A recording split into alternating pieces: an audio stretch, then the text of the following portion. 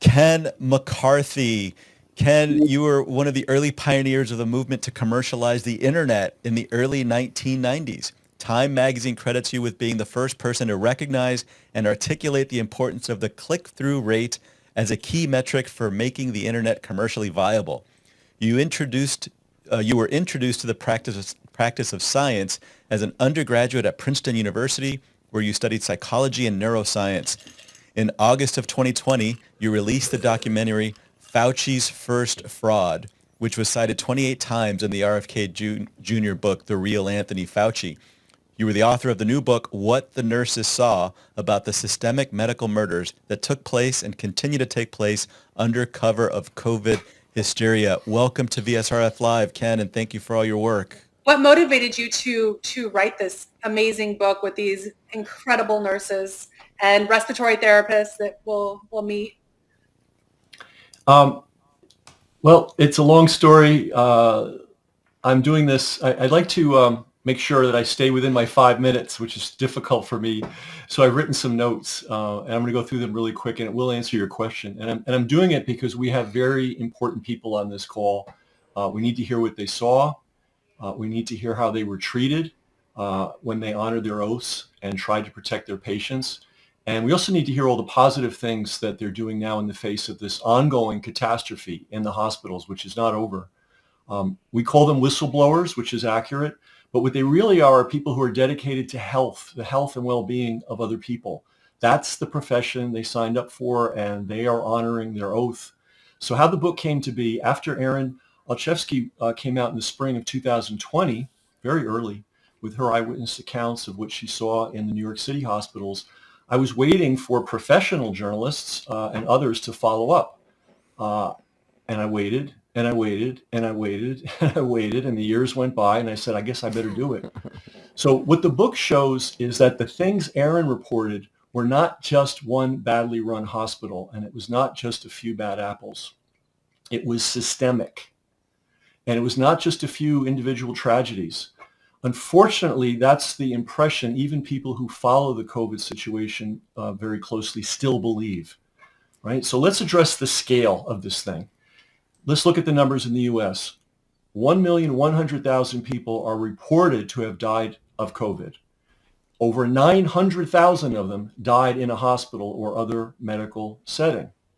And what emerges from the book and the interviews is that the protocol used to treat people who had positive COVID tests treated in the hospitals completely contradicts all previous medical practice, wasn't based on anything that can be called science, and defied all common sense. And when it became obvious that the protocols were harming and even killing people, the few nurses who stood up were demoted, fired, professionally blackballed, had their licenses challenged, and were tracked down by well-organized gangs of internet trolls.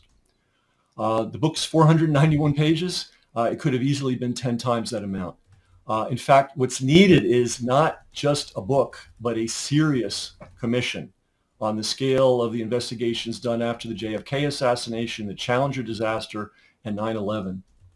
There are many, many nurses and other healthcare professionals who need to be interviewed.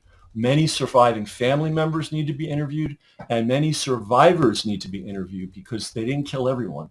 And there are people whose health has been completely wrecked by the so-called treatment. There are potentially hundreds of thousands of families and survivors affected by this, right? So in addition to that, we need the hospital records. We're looking at some of them. We're examining them. Just the most garish, horrifying things come out when you actually study these records. And we need to look at all the death certificates. And here's the takeaway. This thing is not over. The system that did this is still in place, and for all practical purposes, it's completely off radar of everybody. Turning this around is going to be a big project. If you'd like to help, go to whatthenursessaw.com. You can get the book there. You can order extra copies for your community and your library, which I hope you'll do. You can join the list of people who are interested in following the story as it develops. The title of the book, again, is What the Nurses Saw, and we have a website, whatthenursessaw.com. So that's my motivation, and that's what the book's about. Thank you so much. We're actually putting the link in the chat as well. But yeah, I really appreciate you, Ken. It's Ken, so bottom line, it sounds to me like not, do you think 90% or more of the COVID deaths were due to the medical community and not the virus? It's got so many moving parts, right? So I was very careful to say people who were said to have died of COVID. And this opens a big can of worms. How many people actually had COVID who were put on these protocols? We don't know that. We don't know the answer to that question. How many people were put on remdesivir when it made no clinical sense at all? And how many of those people died or had their organs seriously injured? We don't know. How many people were rushed to intubation and event who in any other situation in the entire history of medicine would never have been put on event, because event is the last extreme that you go to. And Mark Bischoffsky can really get into that in detail. So there's a lot of stuff we don't know, but I think the number is hundreds of thousands were killed by the protocols. And we've got precedents for this. I mean, this has happened before in other times in history where, an ill-advised protocol was accepted. But here's the thing about this protocol. It was not only promulgated and disseminated, it was enforced with an iron fist. And that's one of the things we have in the book. We have the financial incentives that were given. There were incentives given to give remdesivir. There were incentives to put people on venting quickly. The cash register rang every time you ran somebody through a course of remdesivir. The cash register rang every time you put somebody, you intubated somebody and put them on a vent. It rang again when you kept somebody on a vent for more than 96 hours. And I hope Mark will address that, because it makes no clinical sense. It follows no historical precedent in medicine, and it makes no logical sense. So I can't give you the exact number. And I think it would take many, many people spending thousands of hours to start to drill down and figure out how many, but I'm going to guess hundreds of thousands. And is there any precedent for this happening for any other condition? And why do you need to incentivize hospitals to give people remdesivir? Why do you need to incentivize hospitals to treat people, quote, correctly? Why would you need to incentivize hospitals? Shouldn't they be doing the right things on their own? Why the necessary force from above? Why is it necessary for there to be protocols that doctors have to not deviate from and obey without question? Why is that necessary? Yeah. And why was it necessary when experienced nurses stood up, spoke up, and said, hey, this isn't going well. This isn't the right thing to do. We're injuring people. We're killing people. Why were they shut down? Why were they fired? Why were they blackballed from their profession? Why were their licenses attacked? Why were trolls set after them? So there's a lot of moving parts here. There's whoever figured out this protocol. Then there's the people who figured out the incentives. And then there's the people who figured out the enforcement. So it doesn't look like an accident. I think we can safely assume it was no accident. And so there's nothing, there's no precedent for what happened in all of history as far as you know. Well, if you look back at Fauci's other greatest hit back in the 1980s, he managed to get a drug called AZT, which had previously been banned for human use. He managed to speed that through, and he managed to, tell everybody it was going to solve the AIDS crisis. And there are legitimate researchers that think at least 300,000 people were killed by AZT. So it not only that wasn't in the hospitals, right? But not only has it been done, it was done before under Fauci's watch. Yeah. Incredible. Well, Ken, thank you for coming on this evening. We're going to bring in several of the nurses that are featured in your book. So if you want to stick around a little bit, especially for Q&A, that would be wonderful if you have the time. And hey, one quick question before you go, which is, you've talked to a lot of people. What is the most astonishing, knock your socks off story that you have heard in talking to all these nurses? What is the single story that sticks out as saying, oh my God, I had no idea, this is horrible? There's Steve, there's so much horror to the story, and I can't, it's hard to think of the most horrible thing, but I'll give you a simple thing that blew my mind. these patients were denied basic anti-inflammatories. We're not talking about ivermectin or vitamin C drips, or they were not even allowed to have ibuprofen. Once you got classified as a COVID patient, you went onto the protocol assembly line, and one of the things on the assembly line was no anti-inflammatories and no steroids. And ask Mark about that. Ask the nurses about that. That's unprecedented in the history of medicine. It made no sense, and it set people up who had a minor problem into having a major problem. So that's a simple one, but think how mind-boggling that is. We're talking about Advil. We're talking about people not being allowed to take the absolute thing they needed to keep their inflammation down. But yet they'd give them remdesivir that, shuts down their kidneys and kills them fast. Yeah. There you go. And loved ones and family and friends were not allowed to access them. They were kept outside so nobody can monitor what was going into these patients' bodies or advocate for them for anything else. Right. So basically, if you get COVID, the last place that on earth that you want to be is in a hospital. Well, I'm not a doctor and I can't give medical advice. I can tell you what I would do. I wouldn't go. I would try to keep the inflammation. I would go to a nurse. There are many nurses, and I hope they'll talk about this. There are many nurses that are now setting up their own clinics, which they're allowed to do. And I would go to a nurse like that way before I would go to a hospital, for sure. Well, that's what we did when Pierre and I had COVID down at Defeat the Mandates LA. We called Tara, and she came, and we had the IV vitamin C. And literally, I didn't even know I had COVID. I just tested myself just to see. But I knew that I had been exposed, and I had it.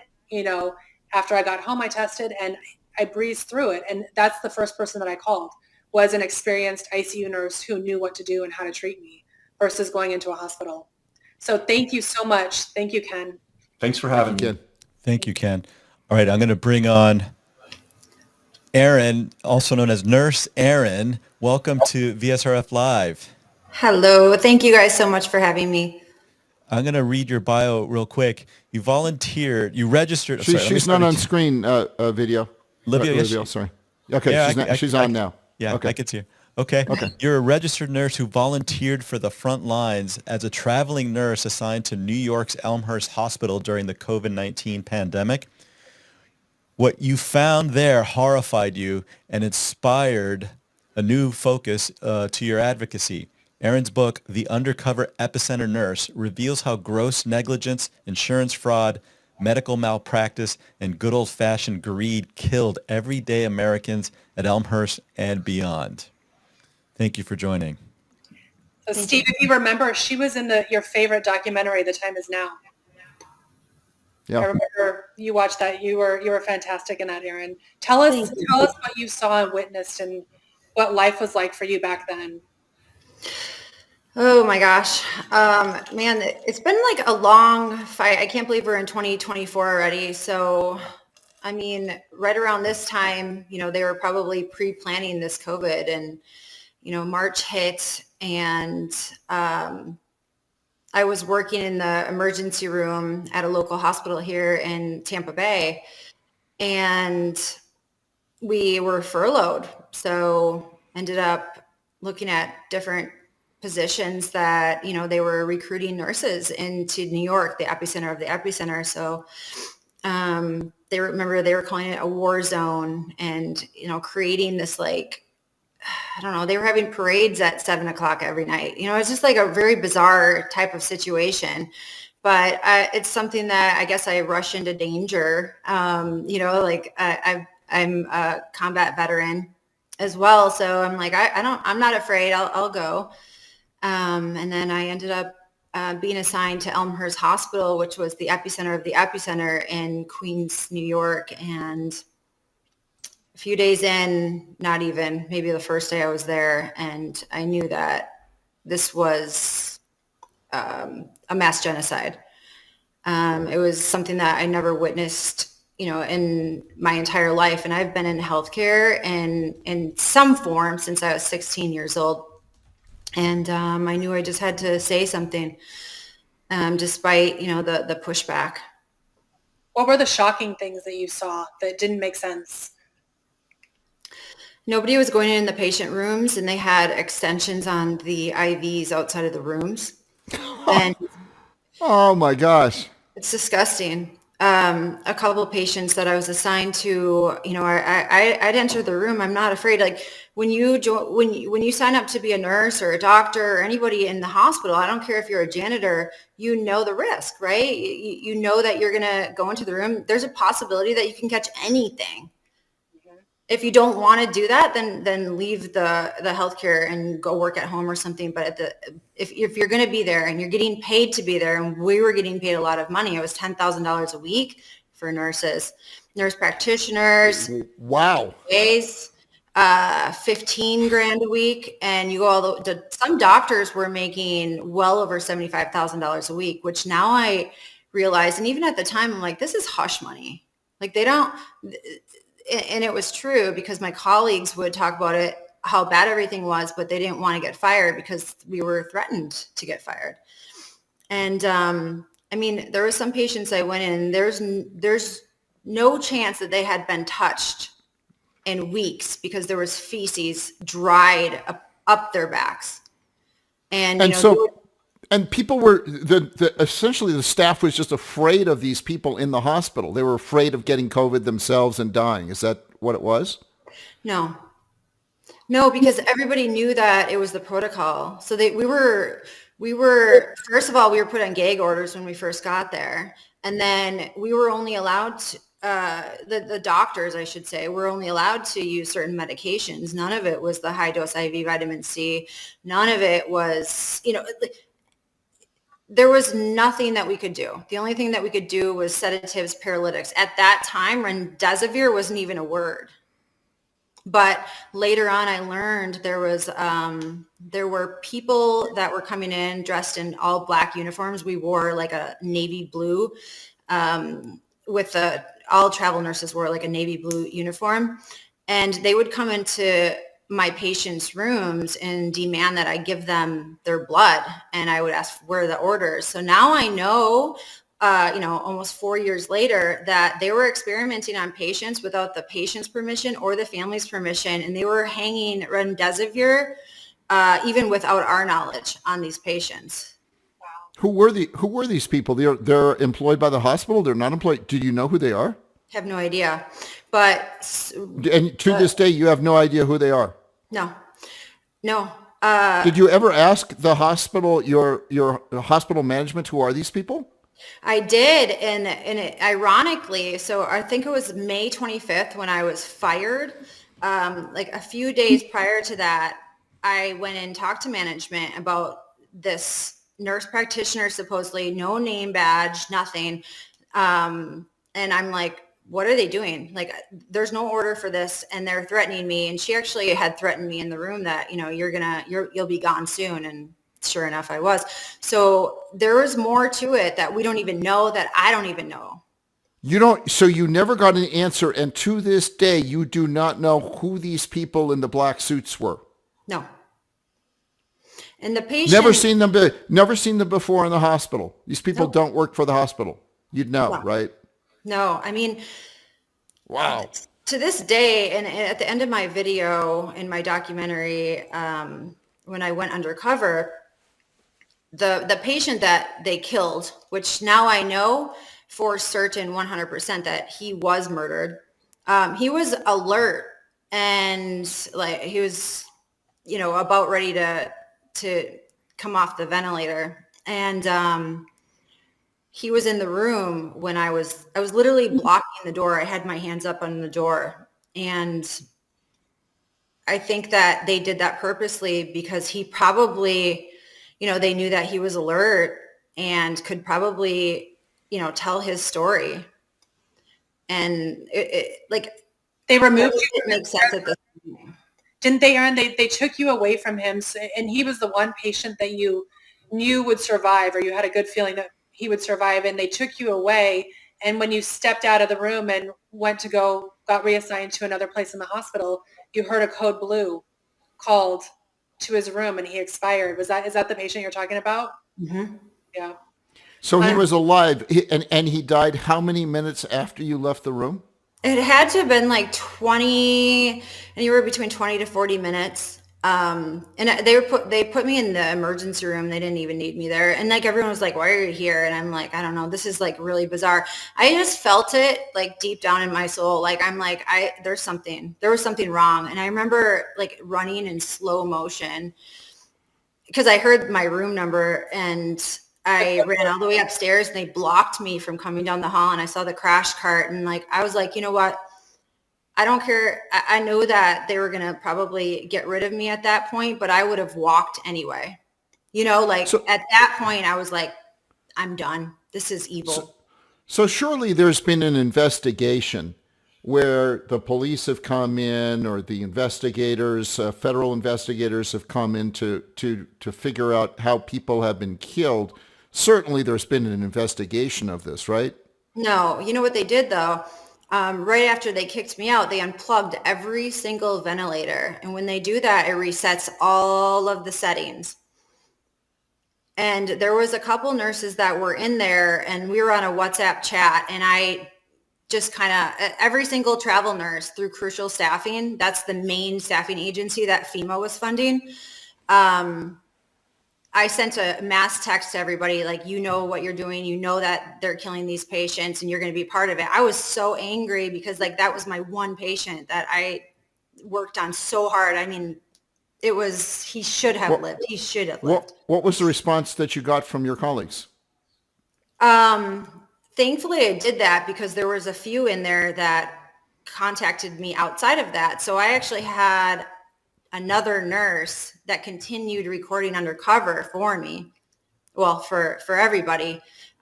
She's not as outspoken as I am, obviously, but what they did is they went around and had all of the nurses sign non-disclosure and kind of threatened them with saying anything.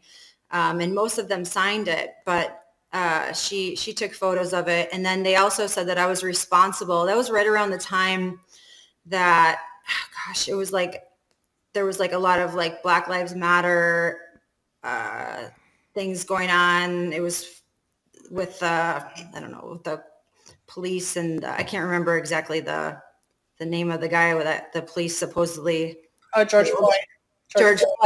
George Floyd happened like immediately after that. And then they said I was responsible for that and the bombings, and like they just said that I was a horrible person.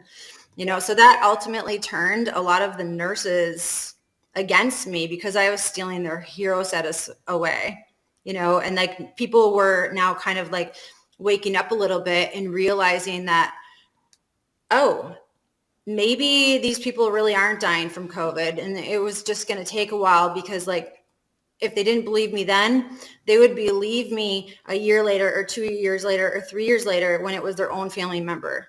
Yeah. And just really Did you ever reach out? Did you ever reach out to the New York Times? I mean, you're in New York City. You'd think you could reach out to the New York Times, and the Times would assign a reporter to cover this and document it, and you had undercover videos and so forth. I'm sure the Times wrote a big piece about this, right? No, they just wrote hit pieces on me, you know, that they said that I was, you know, crazy. They just gaslight you and make you seem crazy, despite I was one of the best nurses in the hospital. And even in my local hospital, I was a tier 1 nurse. You know, I have trauma experience. I have all the experience. I worked in hospitals overseas with the military, you know, like they just try to discredit anyone that tells the truth, you know, and gaslight you and make you seem crazy. But at the end of the day, the truth will always come to light. Didn't you get threatened as well, you and your family? Like you had to move, you had to go through all these things because you were threatened by God knows who. Yeah, I mean, I had people in my yard. I had people around my kids' school. Yeah, I had to move. I'm blacklisted from nursing. Even if I applied, like I'm on a do not hire list. So you can't get a job anywhere? No, but I just created my own, you know, it's like, wow. You want temporary inconvenience or do you want permanent slavery? Like at the end of the day, like that's what we have to think about. Do you want to do the right thing or the wrong thing? You know, like what is it? people have to really think about that. Imagine if everybody spoke up in early 2020, we probably would have never even had a vaccine coming down the pipeline, but people were too scared. So And your nurse colleagues, will any of your nurse colleagues that you worked with now speak out today, knowing, what's transpired? possibly, I don't know. It's really weird because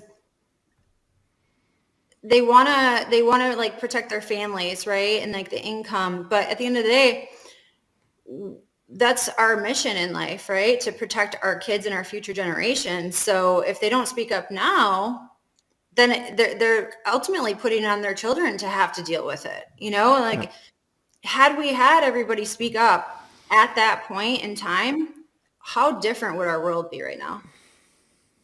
Yeah. It'd Thank be you so Completely. a much. lot different. Thank you. Completely. Thank you. Much. Thank you, Aaron. Thank you for all the work you've done and continue to do. And if you want to stick around, we're going to have a roundtable after. But now I'm going to bring on another doctor from the book that Ken wrote. This is, a nurse, a nurse. Respiratory therapist. Oh, thank you, Mark. Mark Bishofsky, thank you. I was about to read your bio, so let me get that real quick.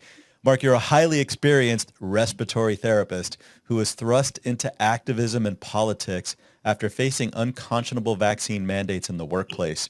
You founded Stop the Mandate Minnesota, held multiple rallies all over the state, and led one of the largest marches in the recent history of Minnesota.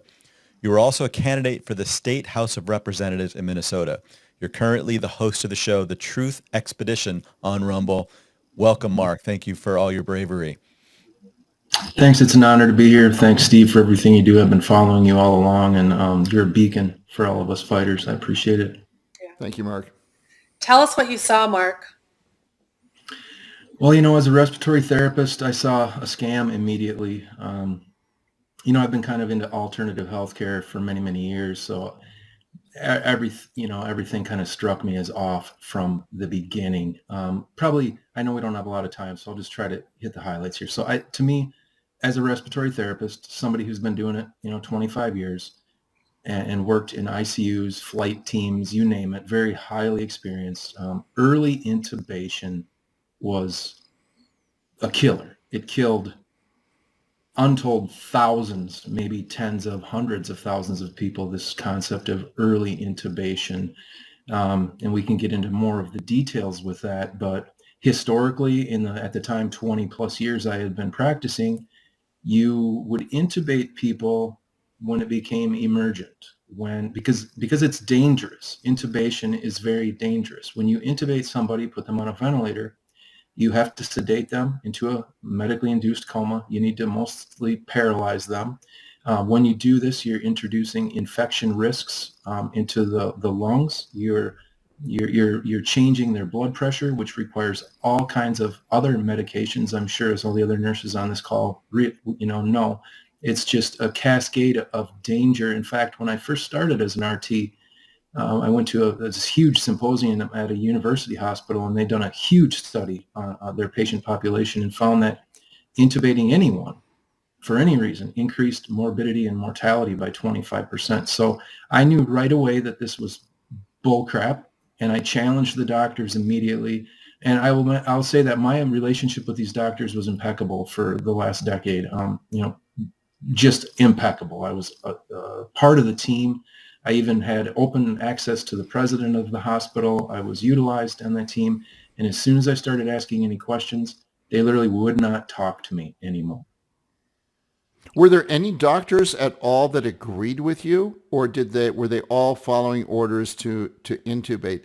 And what was the criteria for intubation? Because wouldn't you only intubate somebody if they cannot breathe on their own? Like, what was the criteria that they used for intubating someone? Yeah, so the first question, no doctors agreed with me. Towards the end, I did ask one, that was foolish, the early intubation.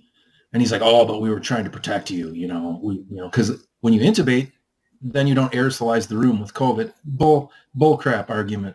But the criteria to intubate somebody is basically, yeah, you're right, when they can't breathe, when they're exhibiting like a very knowable increased work of breathing, when their oxygen saturations are very, very low, when their carbon dioxide levels in their blood are very, very high. And you can check all these things with arterial blood gases. But when we were intubating at the very beginning at 3 liters nasal cannula. So to give you an idea, when you're maybe at the grocery store and you see an elderly lady carrying a little container of oxygen and she's got the nasal cannula in her nose, she's probably wearing 2 liters. If you have somebody on 3 liters of oxygen, it is so negligible as to the point that you could probably just take that oxygen off them and they're going to be fine. It's to this day, it's probably, to me, one of the biggest crimes that took place is this concept of early intubation. So this is effectively insanity and I'm not a doctor, but this is insane that you would put somebody on a ventilator with this criteria. It's 3 liters of oxygen. If we cranked up the oxygen and to 3 liters, but like, they're not responding to 3 liters of oxygen and their SpO2s are like, what was the criteria? Because they could easily crank it up to 3 liters of oxygen. And not so with that nasal cannula, you can stand with the standard cannula, you can go up to 6 liters. So, they're halfway to the most minimum oxygen delivery device. They're only halfway there. Then you can move to a mask to 15 liters. Then you can go to what we call a high flow oxygen system, which is a whole nother realm of high flows of 100% oxygen. And there's a huge range you can go there. Then you can have non-invasive ventilation where you use a mask. Right. And you don't have to sedate, paralyze, give all these medications. There's just this whole plethora of interventions they could have utilized and saved lives. And didn't. I'll tell you, go ahead. Yeah, they could have and didn't. Right. And I would tell you that's insane. It is insane. And what's crazy is, I saw patients needing 3 liters, then escalating to 15 liters, then a high flow, then a BiPAP. Because at the end, I fought so hard and they were allowing me to put some patients on BiPAP. And these patients would escalate. They'd be there for 2 weeks and they would go home. Now, these patients that were intubated at 3 liters would die. Now, how many of those patients would have just went up to needing 15 liters or whatever and gotten better and went home? This is murder. I believe we're witnessing Fauci's probably the most prolific mass murderer in the history of the world. And Steve, like all of these amazing people, we could do an entire show, just with them individually. But on a side note, Mark had a tetanus, Mark is actually vaccine injured. He had a tetanus shot in his 40s, mid 40s, developed an autoimmune condition right away, and then had a heart attack, suffered a heart attack right after. So Mark had a heart attack caused by an autoimmune condition caused by the tetanus vaccine. And unfortunately, Mark lost his 22-year-old nephew to the COVID vaccine. 23. Yeah, my wife's nephew, 23 years old, died. 23 years old, perfectly physically fit, collegiate athlete, died in his sleep. This was just a few months ago. Died in his sleep. How many 23-year-olds do you know who died in their sleep prior to the COVID vaccine rolling out? There's so many too. Right in my little town of Stillwater, Minnesota, we had a 17-year-old wake up. Never. Growing up, I grew up in the 80s, 90s. I don't know one young kid that died. I mean, now it's just, it's happening all over the place, and we get gaslit. Like it's nobody can figure out what's causing this, right? It's so obvious. You just interviewed experimental injection. You just interviewed the mother of the 17-year-old in your town who lost her beautiful daughter to the vaccine, and this child had to get the vaccine to go on a school trip. So I really appreciate you doing these interviews, and that you've got a great show. We'll put the link in the chat for people to watch your show as well. But yeah, I would love to spend more time talking to you because it's just unbelievable, these stories. Unreal. And I appreciate your time. It's an accident I'm here. I was actually interviewing Ken McCarthy for his old book, and he learned my story, and then he put me in his book. So It's just, one thing happens after another. Yeah. So I want to ask you one last question. It's a very important question, which is the hospitals use this finger sensor for measuring SpO2. And the problem with that is that you're measuring oxygen in the extremities. And that can be affected by blood clots that can be caused by COVID. And so you're getting a very false reading of SpO2. In fact, these people can have SpO2s of 50 and be perfectly normal because they're essentially not measuring the SpO2 that's going to your brain and your heart and your lungs and so forth. It's just they're measuring at the extremities. Did anybody in your hospital ever figure this out, that these SpO2 readings that they're getting from the finger sensor are not correlating with the SpO2 in the rest of your body? Did anyone ever note that to you? No, and I will say, because a lot of times we would draw blood, arterial blood gases, RTs do those blood draws, and a lot of times they did correlate. But you're right. When you have advanced COVID, those waveforms, that device is not very accurate. So they were utilizing that and not going off of the standard criteria for intubation that they had historically and that they should use. So you can get a false reading on, this guy, where he's on oxygen, his SpO2 levels are super low, we better intubate him to save him, even though that was completely unnecessary. Yeah, and I'd love to, if we had more time, I would tell you about happy hypoxia, if you've ever heard Right, of right. that term. That's So what I'm talking we about. could really go into that. So No, yeah, that's you're what I'm right, though, referring Steve. to. Yep. Yeah. Thank you. What caused you to be fired, Mark, one last thing real quickly. So a lot of people get that wrong. I was not fired. I resigned. So I fought. I told the president of the hospital, I said, when you mandate that vaccine, you're going to have to walk me out of the hospital. So they mandated. The day of the mandate came, I put in my tweak notice on my last day of work. The medical director walked up to me and he said, Mark, we're sorry to see you go. You've been a great therapist for us. I said, thank you, but can you just please explain to me why you're pushing these vaccines on young men when their risk of myocarditis is higher from the jab than their risk of COVID or being hospitalized from COVID? And that man turned red in the face and he said, I don't have the bandwidth. And within minutes, I was walked out of the hospital by security. You cannot question their narrative. Unreal. Well, much love to you, Mark. Thank you so much. Thank you. God bless you all. Thank you so much. I appreciate Thank you, Mark. all you do. Thank you, Mark. Thank you for coming on. Okay, we're going to move to Ashley Grog. Welcome, Ashley. Thank you for coming on this evening. Thank you so much for having me. I appreciate being here. I'm going to read your bio real quick. You're a master's prepared registered nurse from Indiana. You began your nursing career in 2006, specializing in cardiac care and advanced heart failure. You're currently working on a book titled Moral Injury. More information is available on your Wellness Through Awareness website, which we'll put in the chat. Welcome and nice to meet you. I'll let Angela and Steve take over. Hi, Ashley. How are you doing? I'm fantastic. Thank you so much. So nice to see you and talk to you again. One of the aspects of, how we get out of this mess is something that you just speak so beautifully about, and you're actually writing a book, because that's one of the things. Doctors and nurses and medical practitioners need to know how to get out of this, because we've made a lot of mistakes. I mean, even in my career as a nurse, I made huge mistakes giving Hep B, even though I didn't want to do it. And, I have a lot of remorse and sadness for things that I didn't know.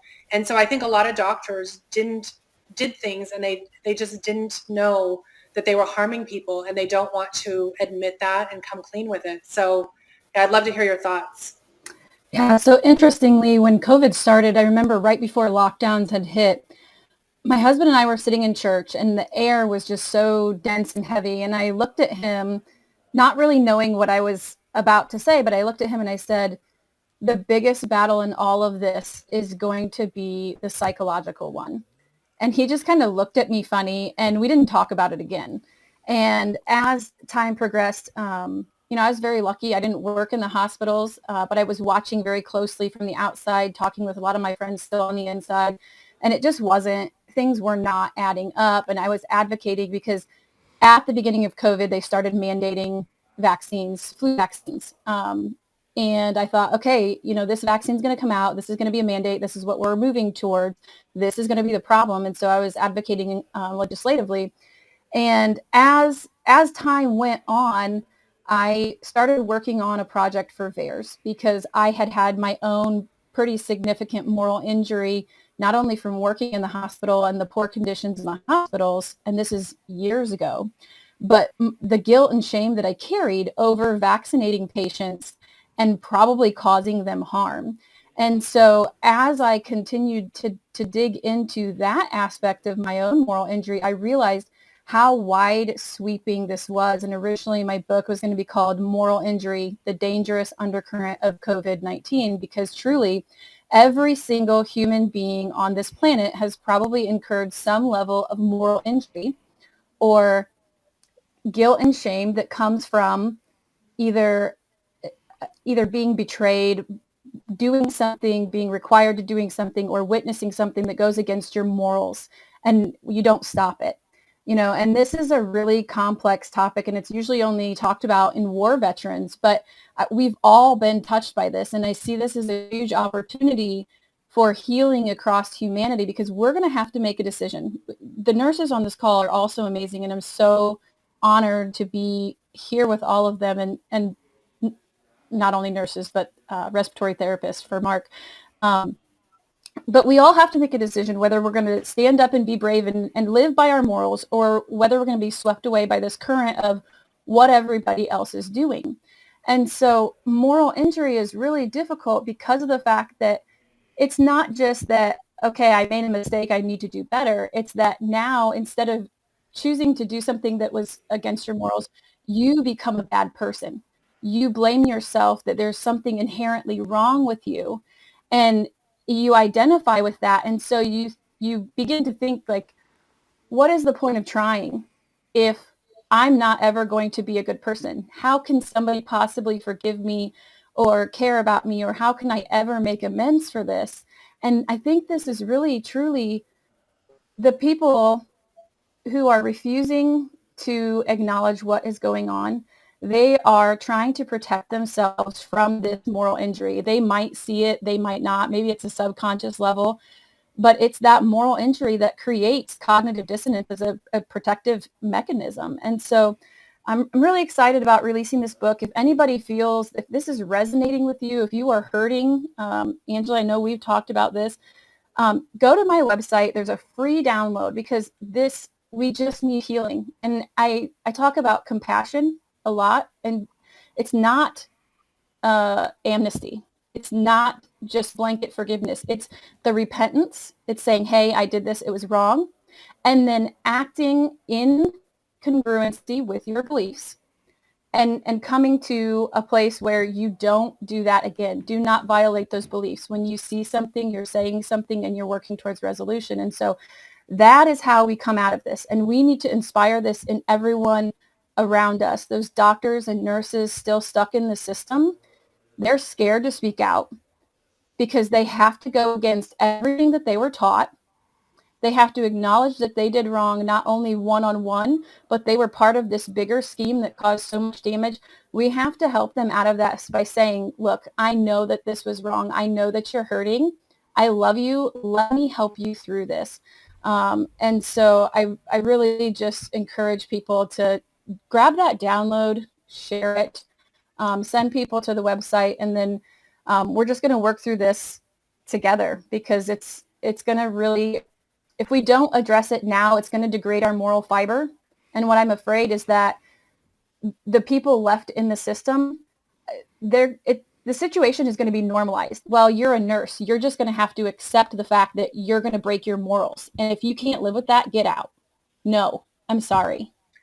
Ashley, what was that website again? And you also have one for VAERS. You created a site to help people file VAERS reports, which is so important.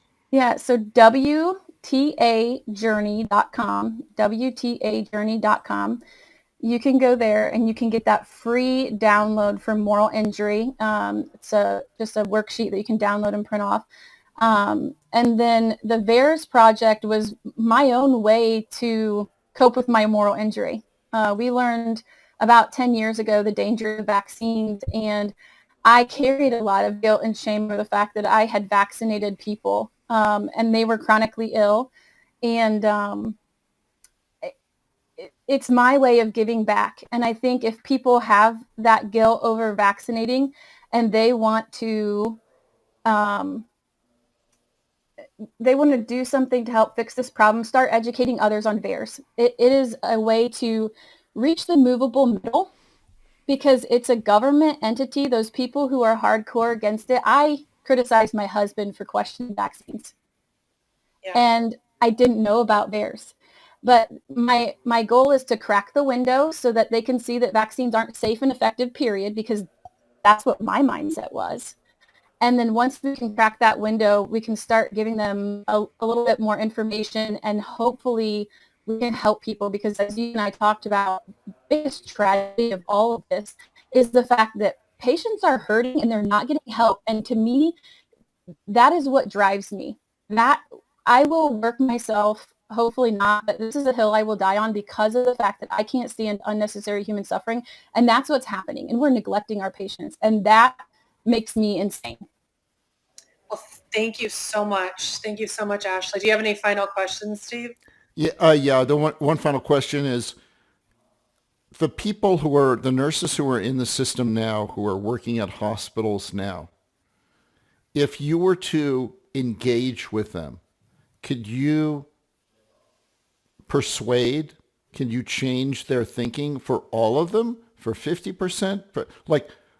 What percentage of these people are you able to even reach?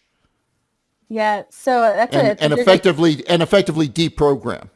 So interestingly, my course on VAERS, which you can find on that same website, there's contact hours for nurses.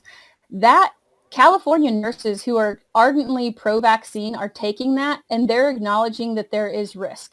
Now, are they ready to say we shouldn't be giving these to people? No, but I think this is one of those things where you're not going to come in and sweep the table clean.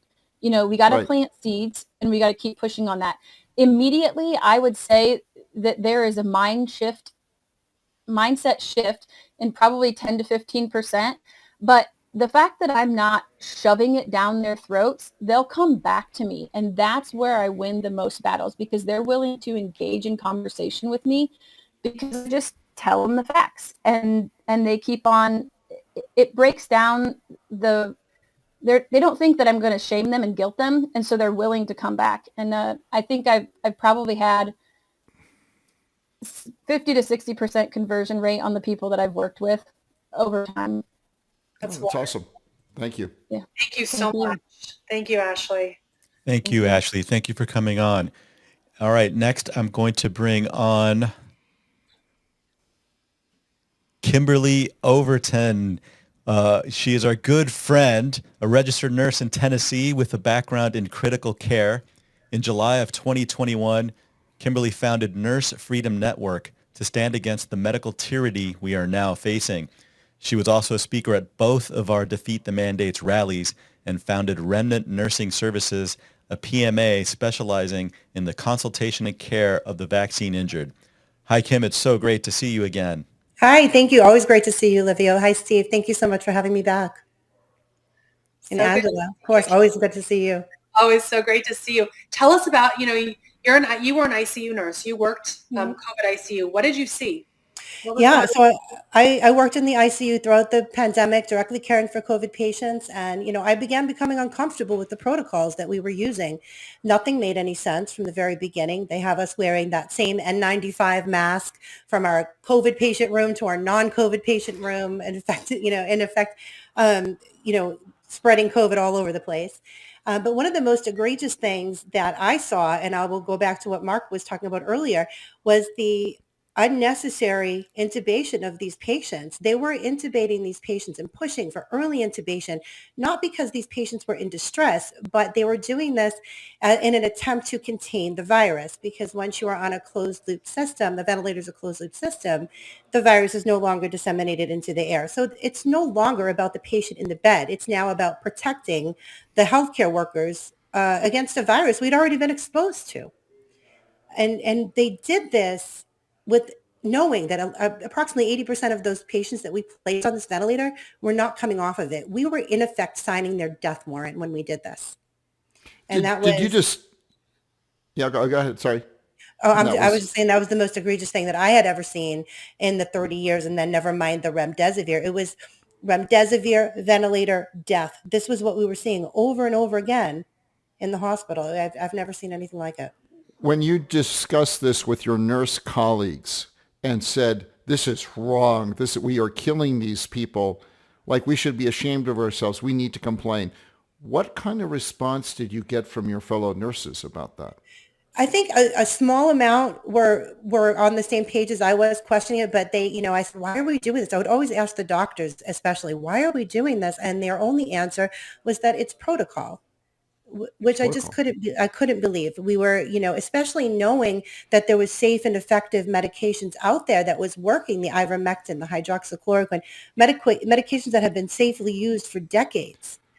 And they were denying that, and not even using, as I can't remember who, I think it was Ken, not even giving them ibuprofen to mitigate the damage. Where'd this protocol come from? And where's the clinical trial? Where was the double-blind trial where this protocol was tested? Because I know all these people they're all science-based. They're all, evidence-based medicine.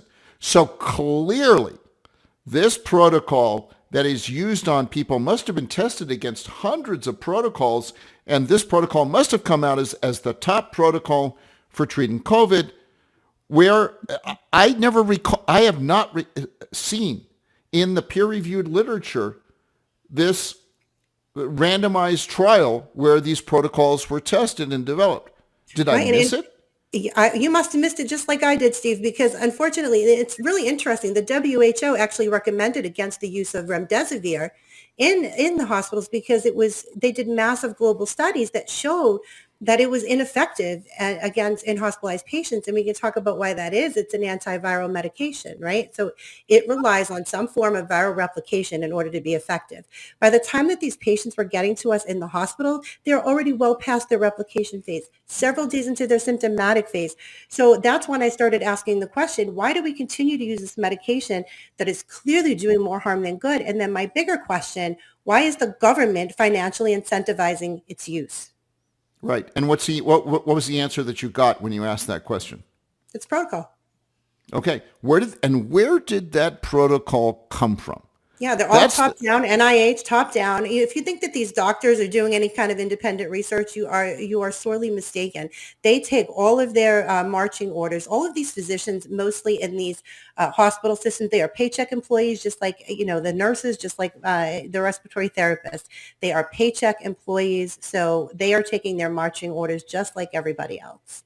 So it's from the NIH. So the NIH says this is the protocol. It doesn't matter that we don't have any science behind it. Because this is expert-based medicine, which is the lowest level. Expert opinion is the lowest level on evidence-based medicine. And instead, they raise that to the top and say, NIH, we are the experts. This is the protocol. Do not question this. And by the way, we didn't test it on anyone. Just follow orders and do not ask questions. That's essentially how it works, right? Absolutely. And what really bothered me... Finally, I got it. Maybe I could be a doctor now. I figured it out. See, what bothered me was that as nurses, we are hardwired to think critically and to ask questions, not to just blindly follow the science, but that's what was happening. And I really think if the nurses had stood up in any great numbers early on, I think we could have stopped so much of this. If we had stood up the moment that they told us our patients couldn't have an advocate at their side, we threw all of our ethical principles of nursing went right out the window. And it was just I think most of it was fear-based. Most of these nurses were afraid to speak out. But, unfortunately, for me, there was no other way. I ended up leaving the bedside because I became so uncomfortable. This is a hospital holocaust that is happening. I have not found a nice way to say that they are systematically murdering patients for profit, but that is exactly what's happening. I think you said it very well. You said it. Angela, would you disagree with that? I would not disagree. 100%. Yeah. 100%. Yeah, it became too much for me to bear. And I left, I started doing telephone triage nursing, but then there again, we had a protocol and a script. We have a scripted answer. If somebody were to call in and ask if those vaccines were safe and effective, we had a scripted answer that said, yes, period, the vaccine is safe. First of all, we'd have no way of knowing that. We had no long-term safety data. The short-term data at that point was alarming to say the very least. So right out of the gate, it does not meet the standard for informed consent. And I ended up resigning from my position. I had been exempted from the mandates due to being a work from home employee at that time. But there was no way. This virus had a 99.9815% survival rate. And there was no way in hell that I was going to encourage these parents to vaccinate their children in the absence of safety data. That's absurd. They should be brought up on criminal charges. So you weren't fooled for a second when they rolled out these vaccines. You knew from the get-go that this stuff was a disaster. Right. And I didn't necessarily know that it was anything nefarious going on. All I knew was that it was really, really soon. I thought it was foolish to be, saying a shot in every arm. That's an extremely short-sighted and irresponsible decision. We all know that healthcare is not one size fits all. So it didn't seem right to me from the very beginning.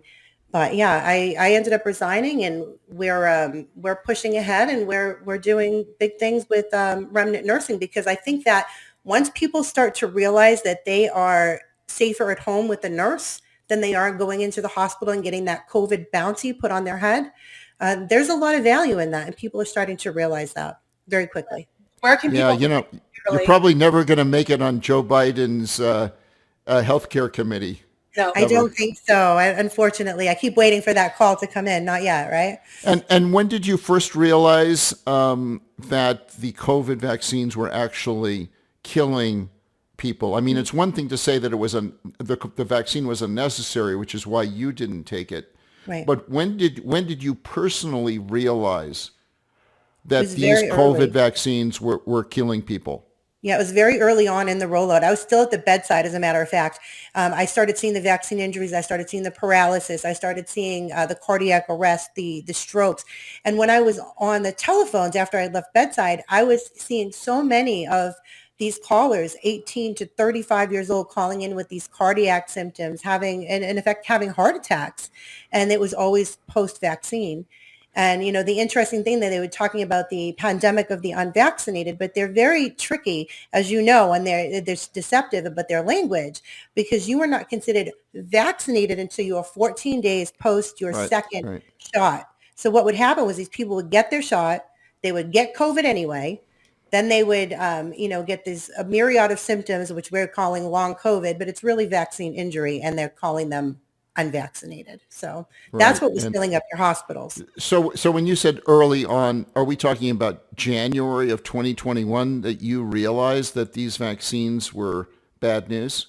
I would say February. I left the bedside in March, and I would say by January, February of 2021, easily. Yep. Okay. And then Angela, you were going to ask about where does someone go if? Where can we find you? Because you're on America Out Loud with a couple other nurses. Yeah.